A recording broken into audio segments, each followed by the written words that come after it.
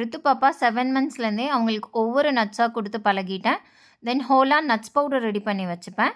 Once in அ டே அவங்களுக்கு கண்டிப்பாக ஏதாவது ஒரு கூழ் கொடுப்பேன். அது கூட இது 1 ஸ்பூன் சேர்த்து கொடுத்துடுவேன்.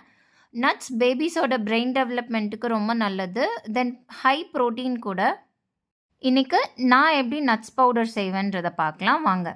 இதுக்கு எந்த கப் வேணால் எடுத்துக்கோங்க. நான் சின்ன கப்பில் 1/2 கப் அளவுக்கு பாதாம், 1/2 கப் அளவுக்கு முந்திரி, 1/2 கப் அளவுக்கு வால்நட், 1/2 கப் அளவுக்கு திராட்சை, 1/2 கப் அளவுக்கு பிஸ்தா, இதெல்லாம் 2 மினிட்ஸ் கிட்ட லோ ஃப்ளேமில் நல்லா ட்ரை ரோஸ்ட் பண்ணி எடுத்துக்கோங்க.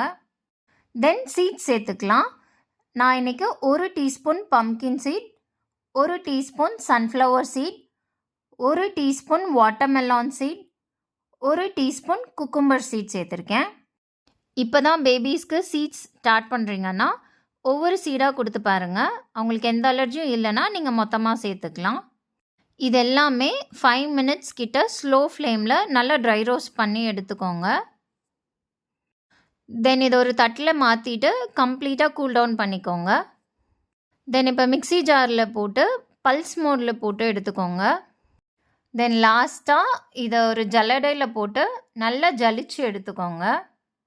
நீங்கள் ஜலிச்சதுக்கப்புறம் மிச்சமாகிற நட்ஸை டேட்ஸ் கூட சேர்த்து லட்டு மாதிரி கூட எடுத்து சாப்பிட்டுக்கலாம். ரொம்பவே நல்லாயிருக்கும். அவ்வளோதான், நட்ஸ் பவுடர் ரெடி.